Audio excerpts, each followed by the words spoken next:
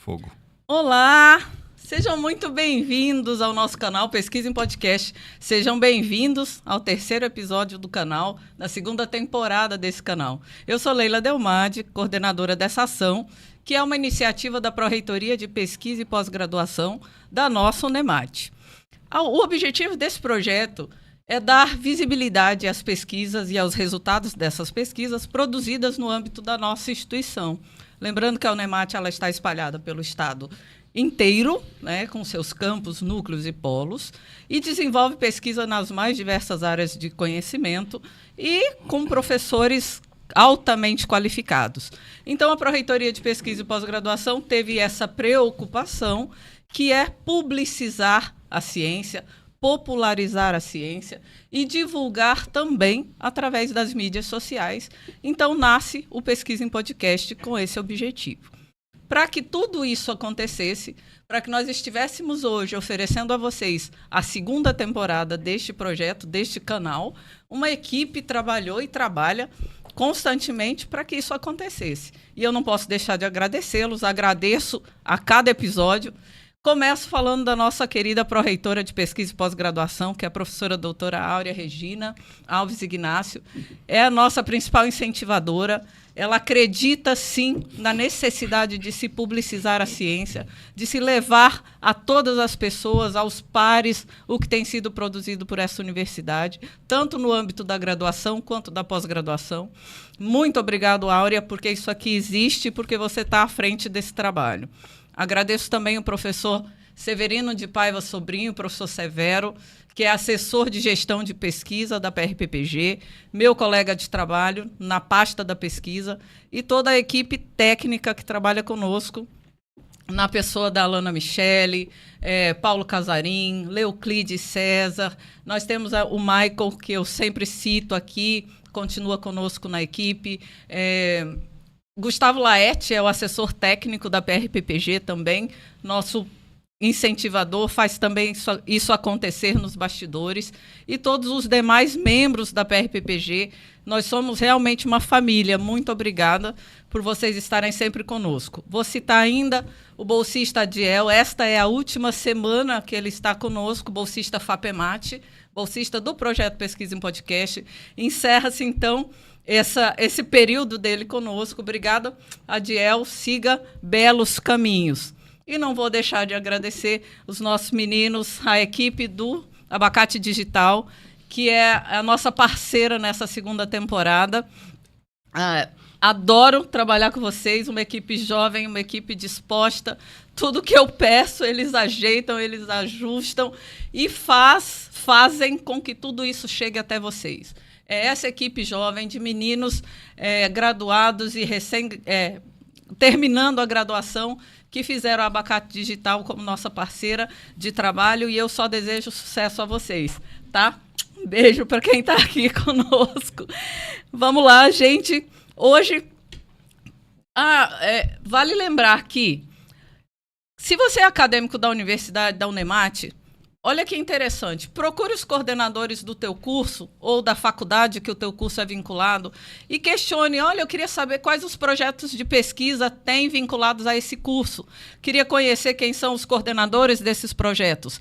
Faça isso e comece a compor equipes de projeto, nem que seja num primeiro momento como voluntários. Sabe por quê? Porque isso vai acrescentar e muito na tua formação, porque você vai trabalhar além do que é a obrigação curricular, você vai ganhar conhecimento muito além disso, e isso com certeza vai enriquecer o teu saber. Procure, porque essa universidade produz pra caramba, e se você ainda não é acadêmico da UNEMAT, conheça os nossos modelos de entrada, vestibular, Enem, SISU, e venha fazer uma graduação. No estado de Mato Grosso inteiro, você vai ouvir falar da UNEMAT, da Universidade do Estado de Mato Grosso, uma universidade que foi pensada do interior para o interior, e com certeza você vai encontrar um curso de graduação que lhe agrade. Venha fazer parte de toda essa equipe, venha fazer pesquisa conosco. Vamos lá. Hoje, para falar comigo, tenho dois convidados, dois caras que são fera no estudo de mamíferos. Eles estão trabalhando na área, vou tentar nominar, mastofauna, habitats, diversidade. Então, é muita coisa. Professor Manuel dos Santos Filho, professor Juliano Bogoni, muito obrigado por vocês terem aceitado estar aqui. Foi complicado ajustar uma agenda, mas obrigado por vocês estarem aqui. É um prazer recebê-los nesse terceiro episódio da segunda temporada e eu tenho certeza que vai ser muito divertido esse bate-papo. Eu sempre falo, isso aqui não é trabalho, isso aqui é diversão. E aí eu gostaria que nesse momento vocês se apresentassem. Manuel, quem é o Manuel? Boa noite, né? Já podemos falar boa noite. Agradeço muito a Leila pelo convite, agradeço muito o pessoal do Abacate Digital. É um prazer enorme estar dividindo essa mesa aqui com o meu grande amigo e referência mundial em mamífero, Juliano Bogoni. Então, assim, meu nome é Manuel dos Santos Filho, eu sou professor da Unemat, fui técnico da Unemat, eu sou graduado na Unemat, sou da primeira turma de biologia da Unemat, formado em 94. Fiz mestrado e doutorado no Instituto Nacional de Pesquisa da Amazônia, no INPA, em Manaus, e fiz um pós-doutorado na Inglaterra. Eu estudo mamíferos, ecologia de mamíferos, justamente com isso, biodiversidade, efeito de fragmentação, como um todo. Muito legal. E atuo também em programas de pós-graduação, pós-graduações, né?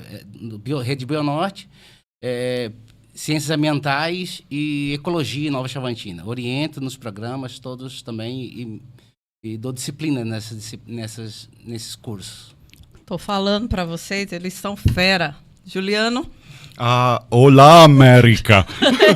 Ele estava doidinho para falar isso, ele estava ensaiando para falar isso. Bom, eu sou o Bogoni, né? Eu acho que pouca gente fala Juliano, né? Bom, eu sou meio que um forasteiro aqui, né? Porque eu sou do Velho Oeste catarinense, né? E eu vim aqui para o Unemat, uma oportunidade muito boa de trabalhar. Agradeço, Leila, o convite, o pessoal do Abacate também, né? Então eu tenho uma trajetória um pouco, vagível, assim, né? Eu fiz minha graduação na Universidade do Contestado, no oeste de Santa Catarina, daí eu fiz uma pós-graduação em Biologia da Conservação, em Passo Fundo.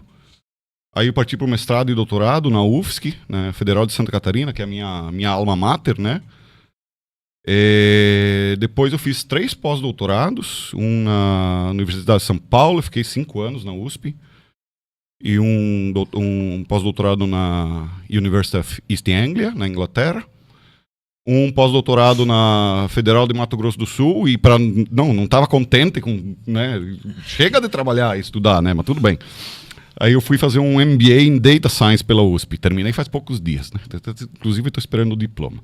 Bom, eu trabalho com de tudo um pouco, mas, assim, é muito bom trabalhar junto com o Manuel, porque a gente trabalha mais com mamíferos, né? E, assim, somos quase que ecólogos puros, né? Assim, Manuel tem uma experiência muito boa em taxonomia sistemática de pequenos mamíferos, né? Reconheço que isso é muito importante, né? Enquanto que eu sou mais focado em análise estatística, geralmente estatística multivariada, ecologia numérica, ou seja, a gente se complementa e é muito bom estar aqui, é uma oportunidade muito boa.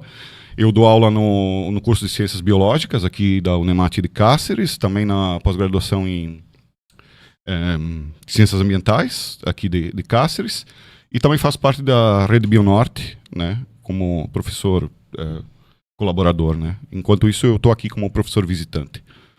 Olá, América!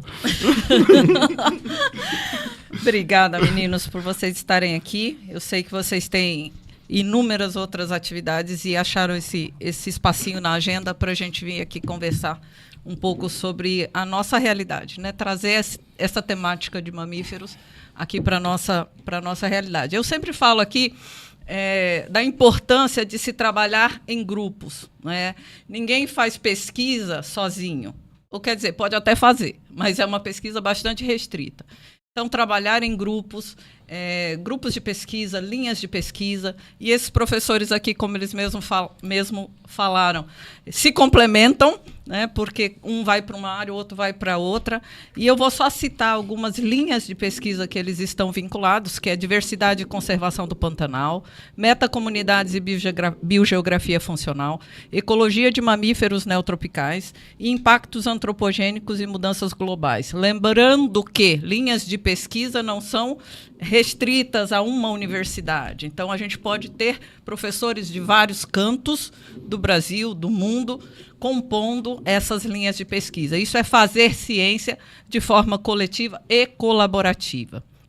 Para nós começarmos realmente falando dos nossos mamíferos, vamos falar da protagonista, né? Protagonista popular, assim, que é a onça. Vamos falar da onça. Manuel tem amanhã, inclusive, uma palestra em Cuiabá, e eu pedi a ele que adiantasse para nós um pouco sobre essa fala. Então, a palestra tem esse nome, Colapso de Fronteiras, o que a onça pintada nos ensina sobre conectividade e resiliência no Pantanal. Queria, Manuel, que você trouxesse um pouco para a gente como é que está essa população? Eles são realmente um perigo para nós? Estão na Praia do Dávero?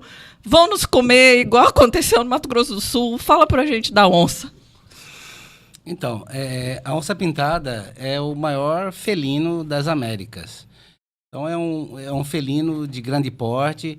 E em Taiamã, por exemplo, nós temos uma população estável de onça-pintada, uma densidade alta de onça-pintada. Mas só existe essa densidade alta de onça-pintada porque tem toda uma cadeia de presas que sustenta essa população, entendeu? As onças-pintadas, como você falou, é perigo para a gente? Não. Ela, naturalmente, ela não vê humanos, não vê boi, não vê esses animais exóticos como presa. Ela não reconhece como presa.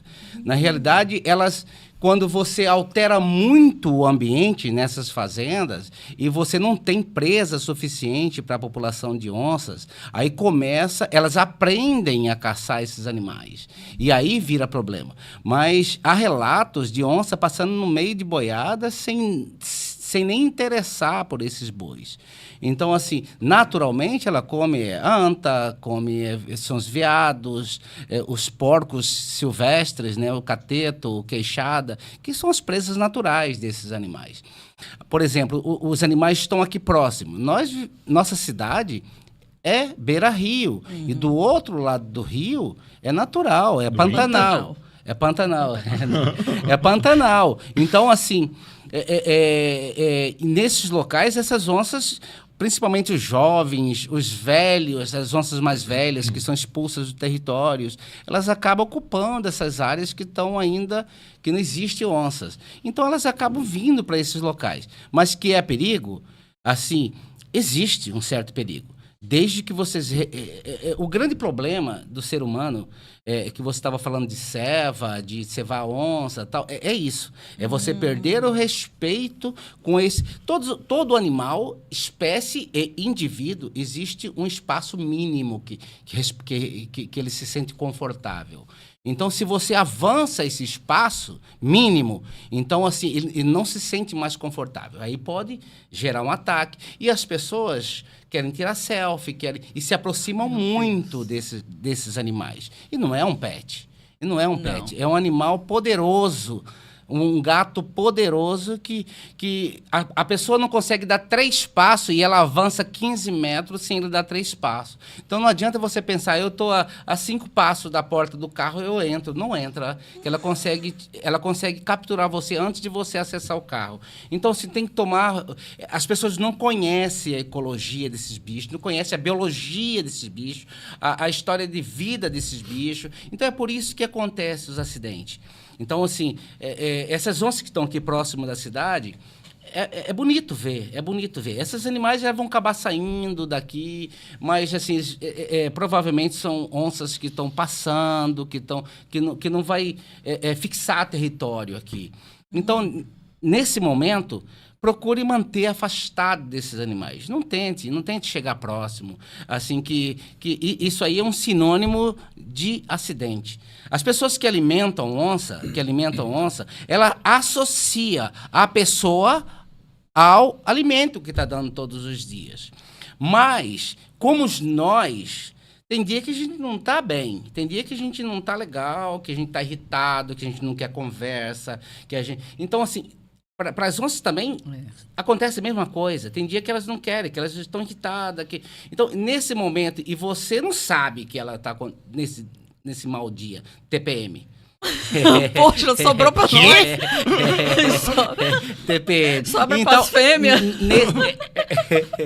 Nesse momento, se você avança um pouco mais, pode causar um acidente. Então, se você ceva a onça, não pode cevar a onça. Ela não pode associar você com comida. Antigamente, quando caçava onça no Pantanal, na década de 60, por aí caçava muita onça, quando associava barulho de barco com caçador, ela corria.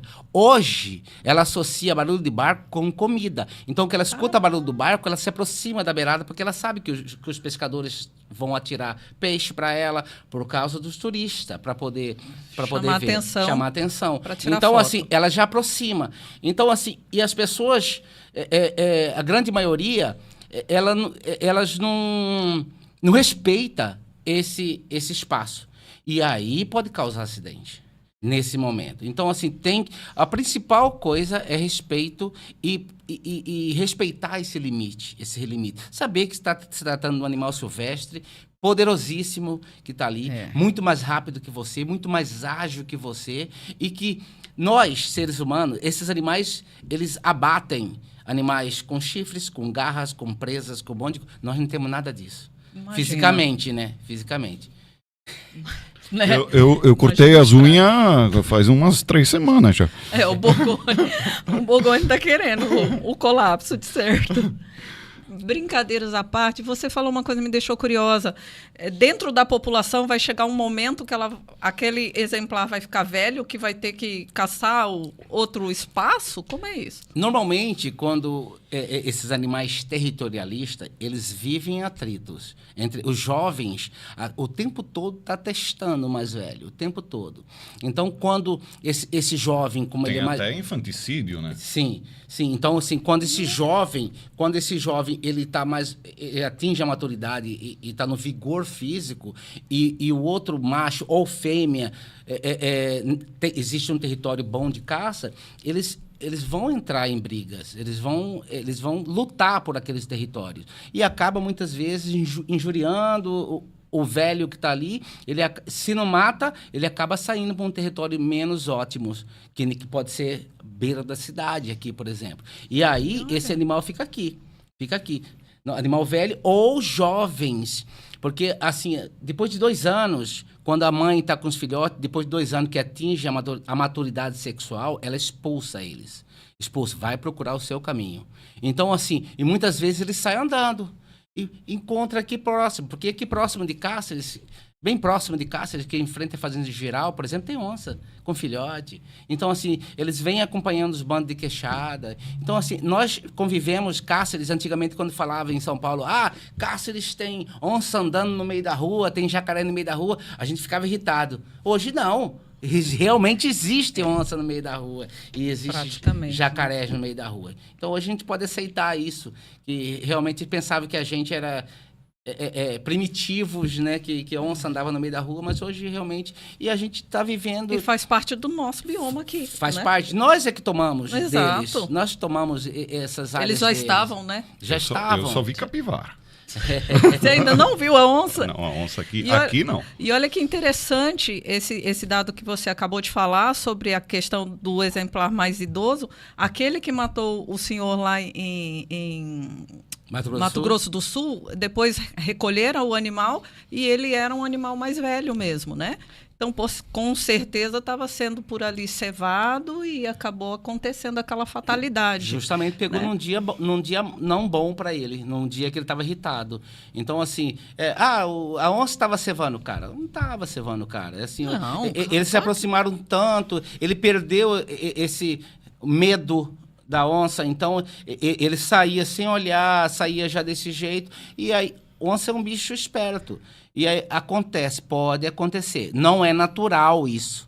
Não é natural isso, mas pode acontecer eventos assim, que são chamados de acidentes, porque não é uma coisa rotineira. Quanta gente morre com picada de abelha, quanta gente morre com outros animais que a gente não dá a mínima importância. Onça, porque é um animal que a gente evoluiu sendo caçado por esses bichos, tem medo desses bichos, é um grande predador, então se tem uma grande repercussão na mídia realmente. por causa disso. Mas é um acidente isolado, cara.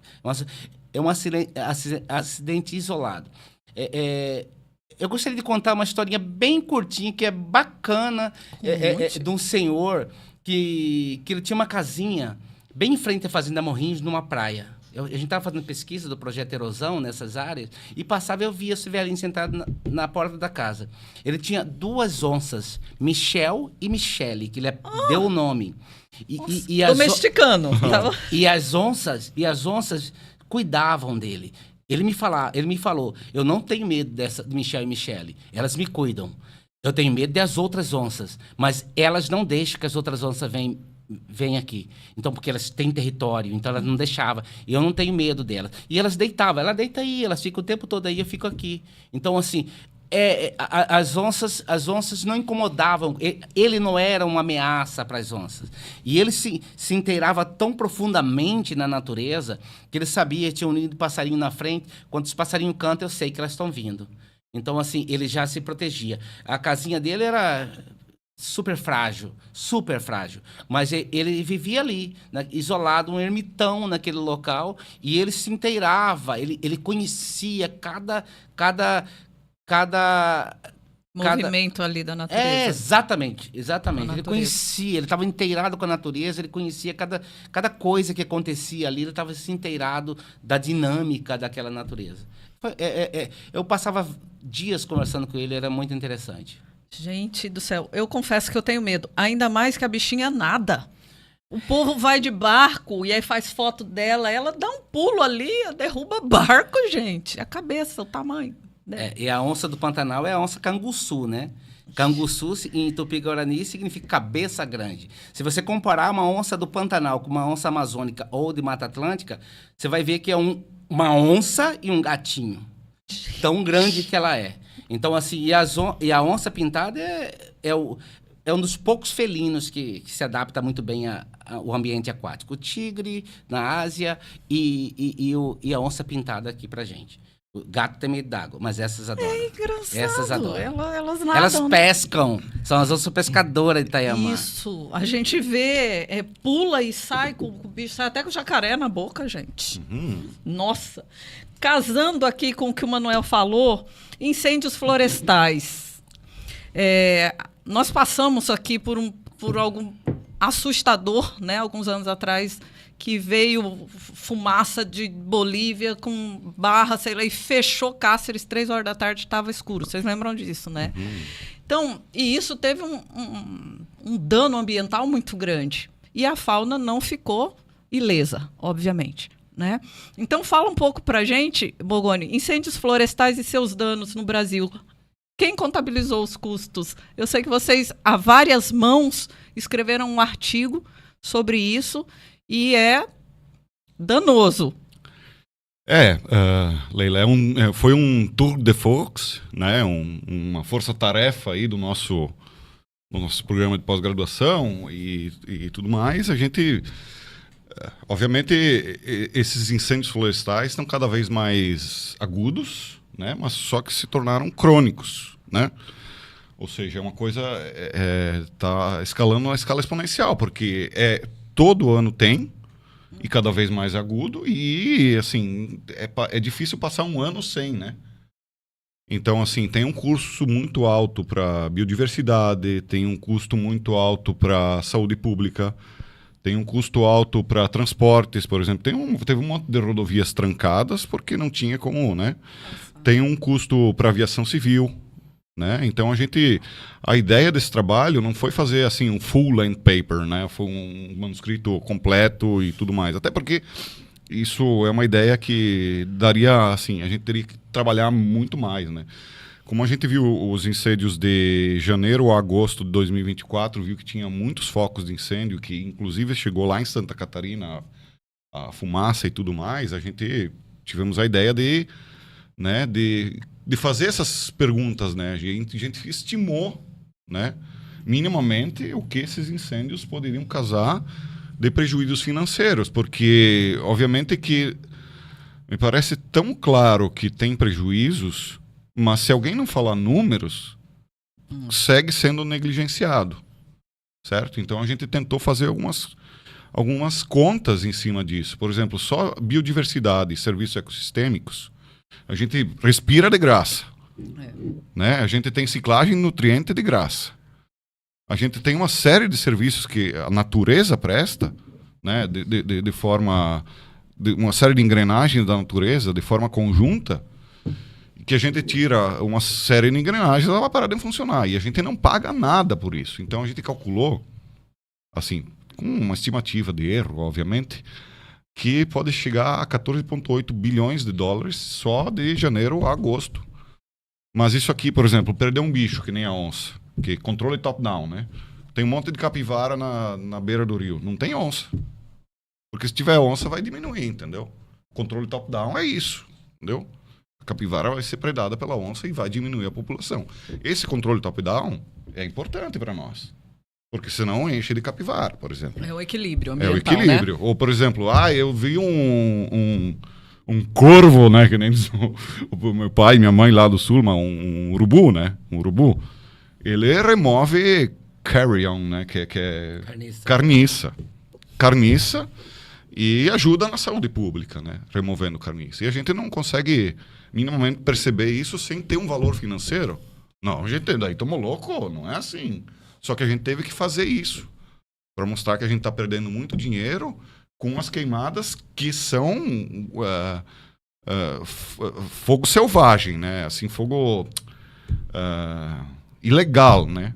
Porque no cerrado pega fogo. Sim. Eles chamam de incêndios. Incêndios. A gente está falando de incêndios, não de fogo natural do cerrado. Queimado. Que o cerrado, evolutivamente, é milenar a relação do cerrado com o fogo, né? Das espécies do cerrado com o fogo. A gente está falando dos grandes incêndios, os incêndios florestais, incêndio do Pantanal, né? Que geralmente não era para ter, né? Porque é uma área alagada, né? Então, esse trabalho aí a gente fez, né? Como tu disse, por várias mãos e chegou numa estimativa. E essa estimativa, só para a biodiversidade, né, que é a parte que a gente mais trabalha, né, chega a quase 15 bilhões se a gente for botar no papel isso aí. Isso é muito dinheiro. Né? Com certeza. A gente precisa pensar nisso, né? Quanto tá aquele mimimi, o Pantanal queima todo ano. É normal, o Cerrado queima. Gente, não é normal. Né? Não pode normalizar isso. A gente está vendo, né, Manuel, o rio não enche mais todo ano. Não com essa intensidade. Queima, pode queimar até um pouco de áreas do Pantanal que são meio que uma transição entre cerrado e área alagada, né? E o cerrado, assim, é um fogo que passa rápido e não faz dano nenhum. Inclusive, ele mantém a estrutura da vegetação, um cerrado stricto sensu, né? Cerradão, campo aberto, campo rupestre, é isso que mantém, né? E inclusive mantém as espécies de pequenos mamíferos, que foi aquele outro trabalho, se quiser falar um pouco sobre isso, que a gente fez, que, assim, a ausência de fogo também, né? Fogo natural, pessoal. Olá, América! Natural. Né? Não incêndio, né? É diferente. Né? Sim. Porque assim, fogo todo ano, no cerrado, ele não é bom, ele é deletério. Fogo todo ano. E o que acontece no fogo todo ano? Que acontece justamente nesses meses onde os frutos do cerrado estão começando, as árvores, os arbustos, começando a produzir frutos. Mas eles estão verdes ainda. E todo ano acontece as queimadas nas mesmas épocas. Então, você tem os incêndios, que incêndio não é queimada, existe uma diferença. Sim. Os incêndios, que normalmente são criminosos, eles derrubam todos esses frutos. E o que acontece? Essa fauna toda que depende desses frutos acabam perecendo ao longo do tempo, vai diminuindo a densidade desses animais, vai sumindo esses animais nessas áreas, porque todo ano acontece queimada. Queimada todo ano no cerrado, mesmo o cerrado, como o Bogoni já falou, mesmo o cerrado que ele é adaptado ao fogo, Ele não resiste, né? todo ano ele não é benéfico. Precisa do fogo. Nós temos artigos publicados que assim, a ausência de fogo por longos períodos também não é bom para o cerrado. Mas assim, a probabilidade de ter uma queimada todo ano, que é uma queimada não, um fogo natural todo ano, vai depender um pouco da biomassa. Mas se queimou num ano, a tendência é que tenha menos biomassa no ano seguinte. E ou o fogo vai ser menos intenso, né? Ou menos danoso também. Mas essa é a linha, a trajetória natural do cerrado, né? Eu concordo. O efeito deletério de fogo natural todo ano e a ausência não natural. de fogo. O que acontece, natural não acontece todo ano. O que acontece é até por esse conta fogo dessa todo, deposição de biomassa que precisa esse fogo ser. que acontece nos últimos tempos no cerrado são fogo criminoso. Sim, é fogo não é natural. criminoso, claro. Natural não acontece Sim, todo ano. por isso que olá, América, natural. Natural. Deixando claro, né? Natural. Muito bem, gente, é isso mesmo. Cerúrgico. E sobre a erosão? Vamos falar, Manuel, sobre a erosão da biodiversidade na bacia do Alto Paraguaia. É um trabalho que foi desenvolvido já ele foi um trabalho longo, né? Foi. Que é bom a gente falar também sobre erosão. Bom, esse trabalho que é uma rede, né, uma rede de pesquisa que envolve inclusive outras universidades, inclusive a Universidade da Inglaterra, né, que a gente tem parceria forte com a Universidade da Inglaterra, com a Universidade dos Estados Unidos, de Oregon, com a Universidade da Espanha, mais especificamente na área de contaminação, com a professora Áurea, que faz parte do nosso grupo também, com o professor Diez, né? Então, assim, esse projeto Erosão foi um projeto que nós captamos um recurso em rede, pouco recurso. Inclusive, assim, esse parceiro nosso da Inglaterra falou, nossa, esse dinheiro de vocês que vocês fizeram esse milagre todo aí, a gente gasta numa etapa de campo, falou pra gente. Então, assim, sabe de nada. É outra realidade, Mas esse projeto foi um projeto bem interessante, que a gente tentou avaliar, por exemplo, a erosão da biodiversidade, a perda da biodiversidade. Então, a gente avaliou desde a cabeceira do Rio Paraguai até...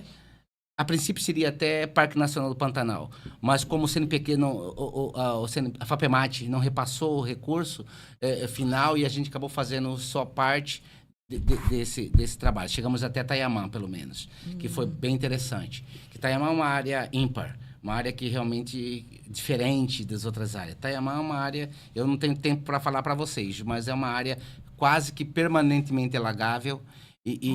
A composição pelo menos de mamíferos é bem reduzida nessas áreas, mas tem outros grupos importantes como peixe, anfíbios, que é alta, então não podemos... E pequenos mamíferos também é baixo, só os animais arborícolas.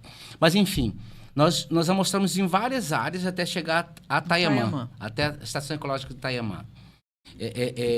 Daí a necessidade de ampliação dessas áreas de Tayamã.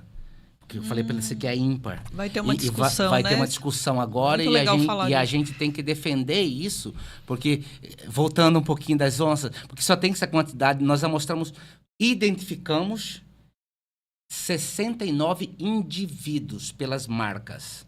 Aquelas marcas nas onças, aquelas marcas são que nem a digital nossa.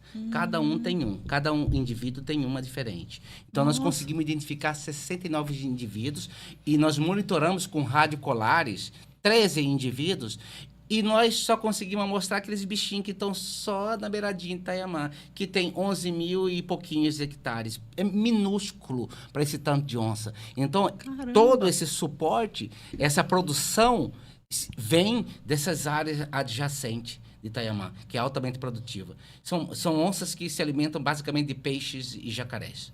Não come mamífero, porque quase não tem mamífero. É isso que eu ia dizer, não come mamífero, né? Mas são animais hiperadaptados a consumir esse tipo de presa. Então, assim, nessas áreas. E o Projeto Erosão pôde perceber isso. O Projeto Erosão, nós conseguimos formar no Projeto Erosão 4 mestrandos e 6 doutorandos. no projeto Erosão. Que eles estavam coletando com os dados coletados. E até hoje, eu e o professor Bogoni, nós estamos ainda publicando esses dados, que foi 2016, 2017 as coletas. Foi até 22, né? Sim, foi até 22, porque teve um gap, teve um intervalo no meio, e nós voltamos a coletar em algumas áreas. Mas ele começou em final de 2016 para 2017. Então, assim, foi um projeto importante. Um projeto que, com pouco dinheiro, a gente soube administrar. Nosso grupo era muito grande e era um grupo muito unido. Isso era a coisa mais maravilhosa do mundo, sempre aquele grupo grande, que normalmente dá briga, né? A gente era super unido, sabe? Assim, era só diversão, todo mundo se ajudando. Foi maravilhoso esse projeto. Esse projeto Erosão. E formamos pessoas. Pessoas que foram para Rondônia, pessoas que foram para outros locais, que foi formado aqui pela gente. Então, que estão atuando em universidades, que estão atuando em IFs, que estão atuando em órgãos tomadores de decisões. Isso foi muito, muito interessante, entendeu? E com pouco recurso. Isso é o trabalhar em rede. Trabalhar em rede, foi um trabalho em rede. E fazendo milagre com recursos, né? Nossa cara, né? Nossa cara. Integrando metacomunidades à biogeografia funcional, Bogoni. Fala sobre esse projeto pra gente. Esse é um projeto que eu tenho institucionalizado aqui na Unemate, né? Que é mais ou menos a pegada que... Eu gosto de grandes escalas, né? A gente vai... Por isso o nome da palestra é do local até o continental, né? Eu trabalho mais com macroecologia.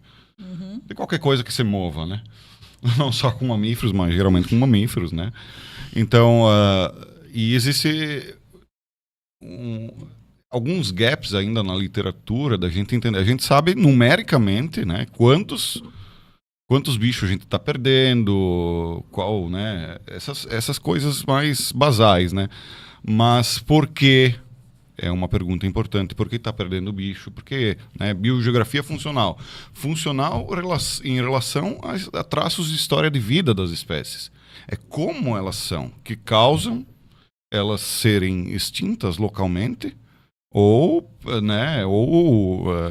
ter sucesso localmente. Então, assim, por exemplo, o tamanho do corpo é um poderoso descritivo da pressão de caça, por exemplo. O cara não vai caçar bicho a não ser que acabe com as de grande porte. Aí ele começa a caçar um monte de pequeno porte, certo? Então o tamanho do corpo é um predispositivo para caça, né? E vamos falar de caça também. Existe uma alometria muito grande em relação ao tamanho do corpo, com uma série de requisitos ecológicos das espécies, né? Então esse foi o trabalho é o meu trabalho, assim, guarda-chuva aqui na Unemate, institucionalizado. Muitos alunos estão debaixo desse trabalho ali.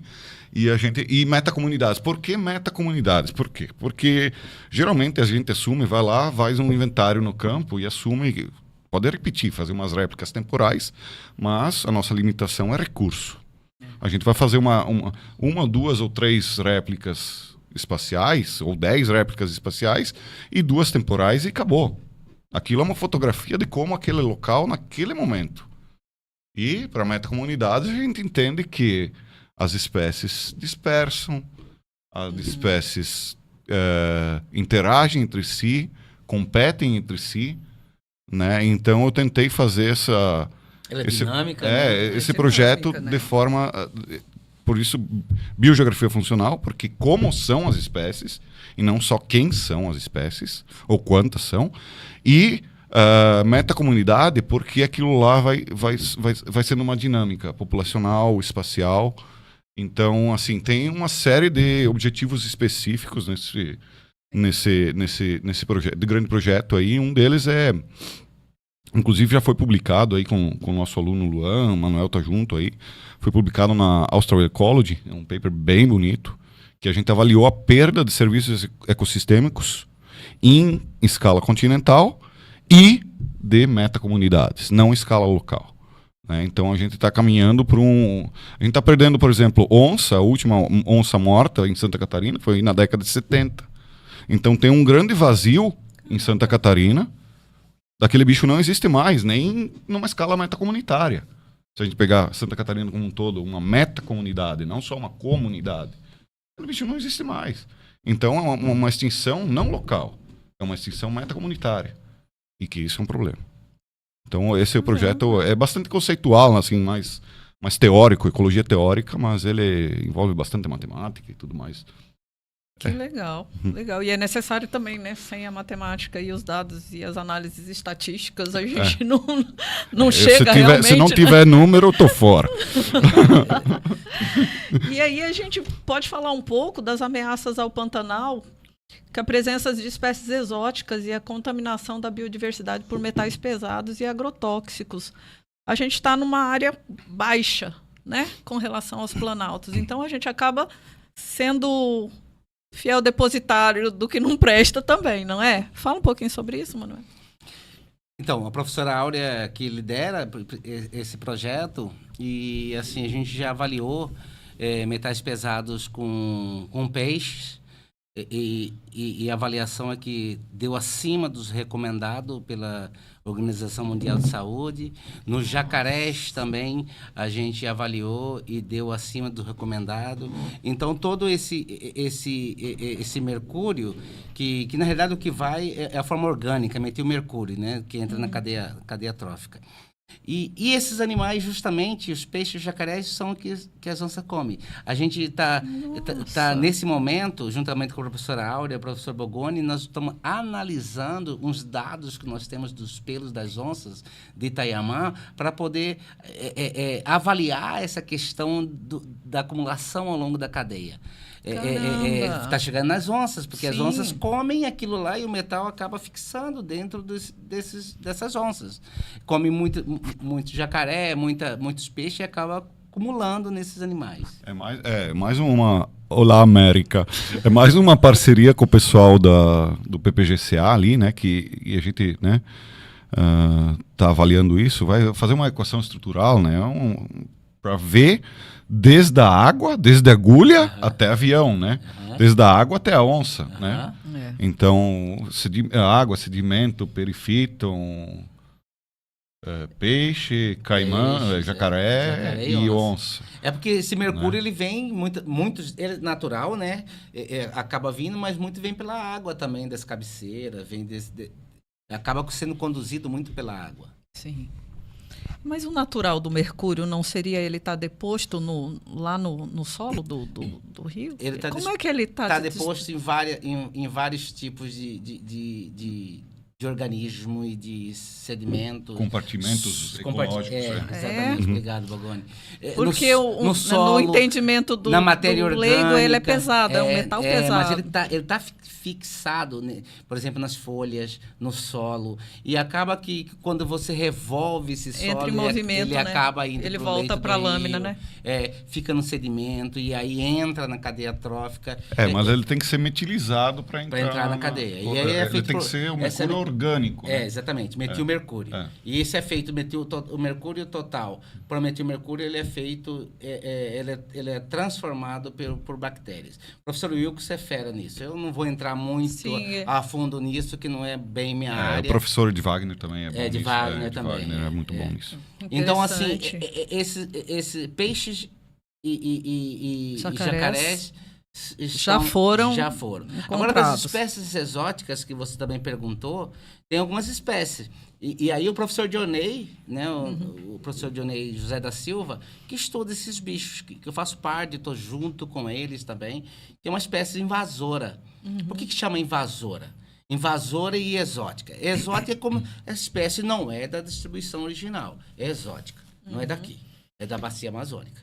É o Podocnemis unicífilis, se não me falha a memória. É o tracajá amazônico. O cágado.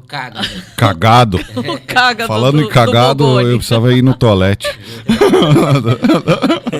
Aí esses bichos, eles vieram, apareceu, não sabe como que apareceu, existem várias histórias, estão no Pantanal, estão reproduzindo. Então, eles se estabeleceram, são invasoras agora, estabeleceram no Pantanal. É uma espécie que só come vegetal. Então, beleza. Não é problema. Não é problema, mas esses animais, olha como que, por que tem que ser estudado e não só direcionar, é uma coisa direta, uma coisa reta. Ele come vegetal, não causa impacto, então pode deixar eles aí. Não, você tem que pegar os braços, os galhos para entender. Por isso que a gente fala de traços de história de vida, né? Ele vai nidificar onde? Exatamente. Nidifica nas praias. O que está acontecendo hoje? Estão nidificando nas praias. E aí, o que está acontecendo com os mesopredadores, que são os lobinhos, os teius, esses animais que comem ovos? Eles já aprenderam que as tartarugas botam nas praias. E tem grande oferta de ovos. Então, eles vão comer os ovos das tartarugas nesses locais. E aí, eles não comem só os ovos das tartarugas. Eles estão comendo ovos de 30 réis, estão comendo ovos de talhamares, várias outras espécies de aves, que são aves que nidificam nessas praias e está tendo um impacto ferrado nessas aves. Porque eles não estão comendo só... Esses animais, eles não comem só ovos. Comem filhotes, comem todos. Se o adulto bancar o bobo, eles vão comer também.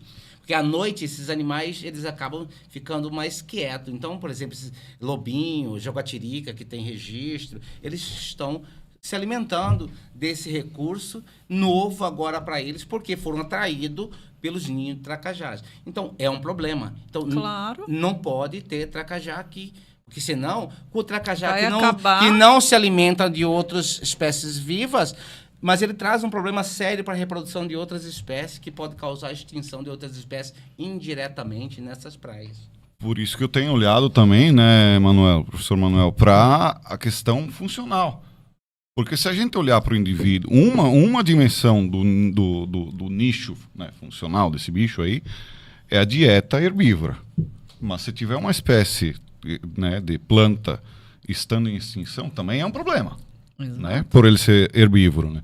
Outra dimensão é o modo dele nidificar aqui na praia. E ele vai atrair os mesmos predadores. Né? Então a gente tem que olhar com isso de uma visão bem mais holística, que a gente olha, né? Sim, não simplista, né? Dizer, só come folha. E tá tudo bem, não é problema. Exatamente. Agora deu para ter uma noção, né, do impacto que isso vai ter. Estão aprendendo a comer os ovos e vão comer ovo de tudo que tiver ali. De outras aves. De outras aves, né? De ave, né? Você falou do teiu, por exemplo. Não é ave. Você falou do teiu, ele vai na árvore, ele vai lá em cima, no ninho. Esse teiu, ele só vai pelo chão, mas ele nidifica na praia, ele cava. E os talhamares e os 30 reses e talhamares nidificam na praia também no chão. Aí eles vão e comem no chão. O ninho fica exposto, né? Eles nidificam no chão, na praia. Não são nas árvores. Poxa. E as tartarugas também, elas cavam em terra na praia. E aí eles vão atraídos pelas tartarugas e comem todos os restos. Tudo que e tiver as tartarugas, elas tomaram conta das praias do Rio Paraguai. Tomaram conta. Então todas as praias têm ninho de tartaruga. Tartaruga ou cagado? Eu cagado, isso é importante que ele falou, porque existe uma diferença.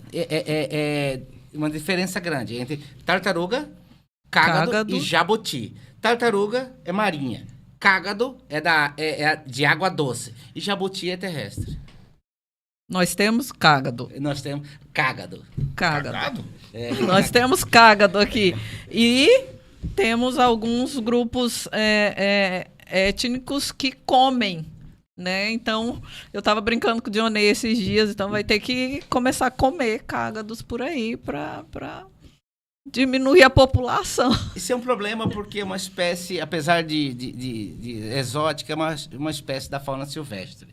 Isso é um problema, sabe? Assim, porque você não pode abater um bicho desse, que é da fauna silvestre, vai contra leis, entendeu? Então, apesar de não estar na área de distribuição, precisa de um estudo mais aprofundado para propor manejo dessas espécies, que eu não sei como é que tem que ser feito. Isso que eu ia perguntar, como é que vai ser esse manejo? Assim, se você abate um animal desse, é ilegal.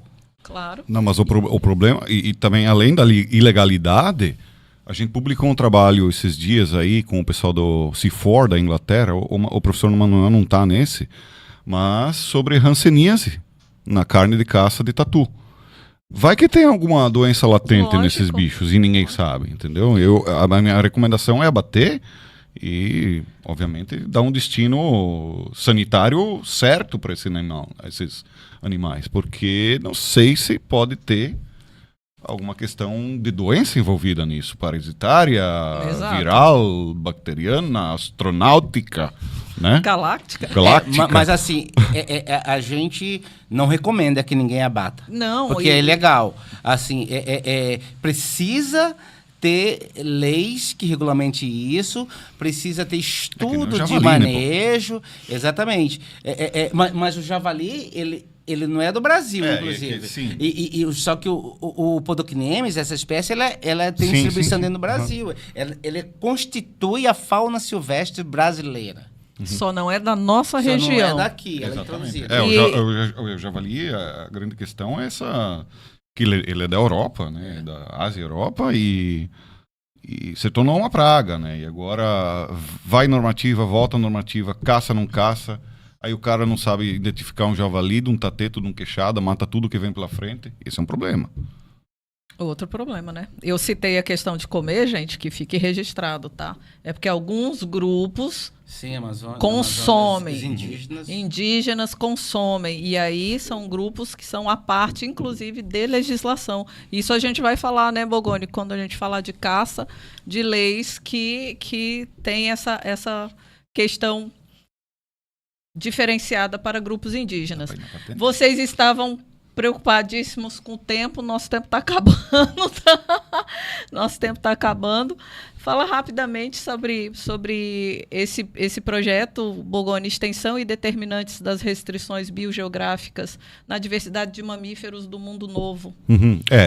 Esse foi um projeto que está ainda em andamento, porque assim, a gente, como trabalha com um grande banco de dados, nesse caso de mamíferos do Novo Mundo, né, das Américas, né, neotrópico e neártico, a gente trabalha com um grande banco de dados. Então a gente tem que botar muitas vezes num computador, numa nuvem, e deixar ele trabalhando para nós. E tem que fazer um recorte para algum grupo taxonômico. Saiu um paper nosso, antes de eu chegar aqui na UNEMAT, sobre os determinantes biogeográficos da distribuição de morcegos nos neotrópicos. Né? Então existe uma interação entre altitude e latitude. Né? Por exemplo, uma floresta baixa na latitude perto da linha do Equador vai ter um monte de bicho. Uma floresta baixa lá no sul, 28, 30 graus sul, vai ter menos bicho. Pelo efeito da latitude, pelo frio, pelas condições, né, de recursos e tudo mais. Agora, uma floresta, uma localidade alta, nem necessariamente uma floresta, né, na linha do Equador, elevação alta na linha do Equador, é equivalente a uma comunidade, em termos de riqueza, baixa, nas florestas baixas, a 30 graus sul. O pior de tudo para esses bichos é estar numa grande latitude e numa alta elevação. 30 graus sul e a 4 mil metros de altitude não vai ter bicho. Né? Então, assim, esse projeto é mais voltado nisso, nesses determinantes, né, espaciais, geoclimáticos espaciais, né, e muitas vezes também de paisagem, né, como é a paisagem, na distribuição da abundância, na distribuição da composição, na distribuição da diversidade de mamíferos ao longo do Novo Mundo, né, Olá, América do Norte até América do Sul. Esse Bogoni. Gente, não sufoque o artista, Leila, deixa ele. Aproveitando essa fala que a gente trouxe do cágado, tracajá. Cágado e tracajá é mesmo? Assim, o cágado é mais um nome dado mais geral. O tracajá é mais esse bicho aquático aí. Esse grupo aí. Ah, tá. Podocnemis. Gênero. Fala um pouquinho pra gente, Bogoni, dessa questão da caça. Tem também uma caça bastante predatória por aí, né? E eu, lendo aqui alguma coisa, percebi que foi criminalizada somente a partir de 98, né? Que se tornou crime caçar. Fala pra gente sobre essa história toda. A gente como humanidade, né? Humanidade sempre caçou. Caçador-coletor, desde hominina e gênero homo, né? Os caçadores Clovis chegaram nas Américas há 21 mil anos atrás, pelo Estreito de Bering, e dizimaram a fauna do Pleistoceno em 1500 anos. Sempre caçaram. Sempre coletaram, sempre caçaram. Passaram a ser sedentários, agricultura e tudo mais, né? Aí virou cidade e tudo mais. Hoje, o que a gente fala de caça, assim, geralmente eu estou trabalhando com grandes padrões de caça aqui no Brasil, nos neotrópicos, mas é uma caça ilegal. Não uma caça para povos tradicionais, né? Sim. Que isso é legalizado, é permitido, resguardado por lei. Né? Porque a fonte de proteína animal para as populações tradicionais é a caça ou é a pesca, né? Uhum. Independente do grupo taxonômico que eles caçam, porque tem muitos tabus e muitas preferências, né? Então, assim, essa caça mais esportiva que a gente está tendo um enfoque agora, que é o que eu mais gosto de trabalhar com caça, né? E os determinantes da caça, onde caça mais, por que caça menos, por que está substituindo o bicho, por quê? Porque num lugar não tem mais bicho, o cara vai ter que, em vez de matar uma paca, o cara vai matar 5 ou 6 preá, né? O mocó, para dar o peso de uma paca, entendeu? Ou seja, até o último bicho não se mexer, ninguém vai parar de caçar. Lamentavelmente, esse é o padrão que a gente está vendo. Onde sai bicho grande, entra bicho médio. Onde sai bicho médio, que acaba o médio grande, começa a entrar um monte de bicho pequeno. E até o último bicho não se mexer, como eu falei. A caça ilegal no Brasil, e ela é underestimated, subestimada. Né? Subestimada completamente. A gente sabe, né, que muita gente caça, a gente sabe que tem uma erosão de diversidade, uma erosão de biomassa pela caça. E aí nós estamos falando de uma caça por diversão? Não para bom, tem gente comer? Tem gente que caça e come, mas pode também ter uma epidemia latente, né, por causa de doença. Tem gente que caça por esporte, caçador de troféu. Mas isso é mais para na África, né? Por exemplo, no Brasil. Mas tem gente que, por exemplo, caça, se expõe na internet, que é um troféu para eles, né? E aí come o bicho, entendeu? Mas não precisa. Eles podem ir lá e comprar uma carne de porco a 15 pila, Madonna. Desculpa a gente. Onde é que ele viu essa carne a 15 pila? Não, mas sei lá. O rosto do porco eu gosto de comer. O rosto, sim, as bochechas. 15 pila, agora.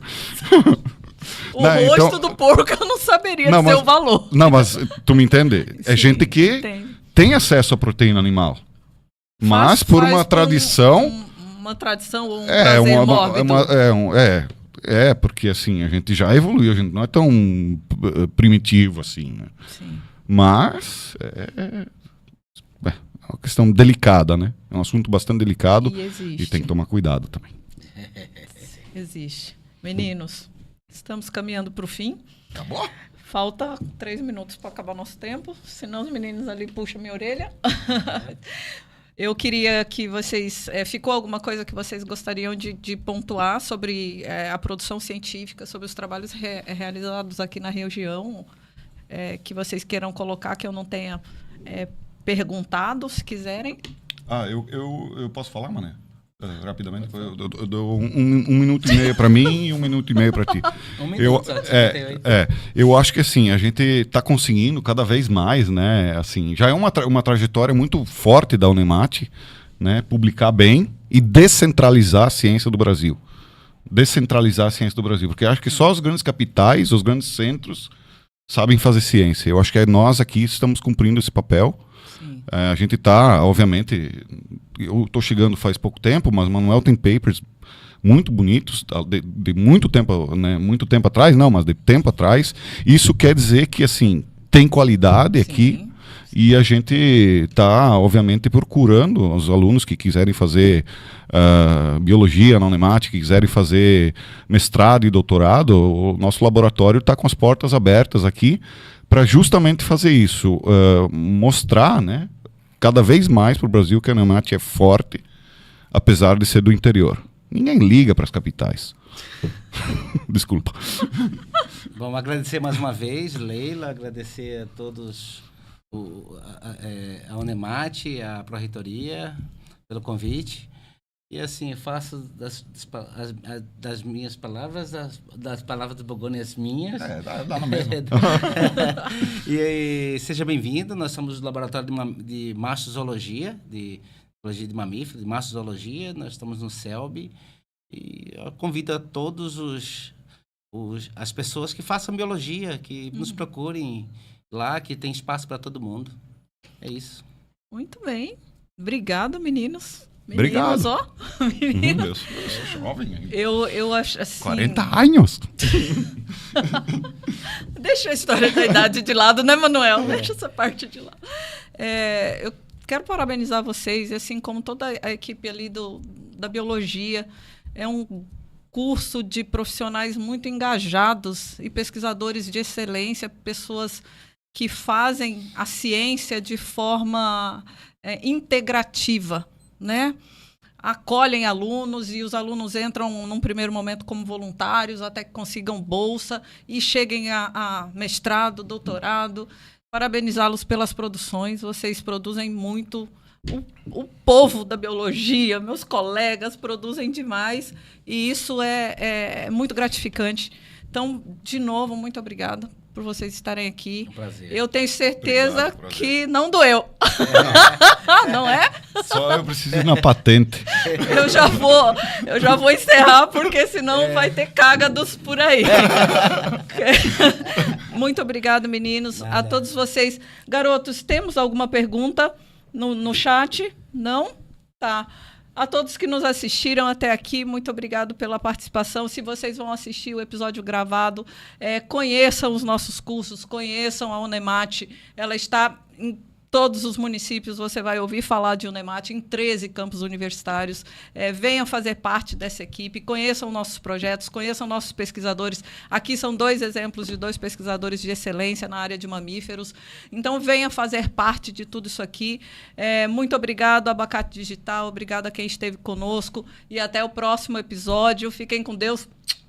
Beijo.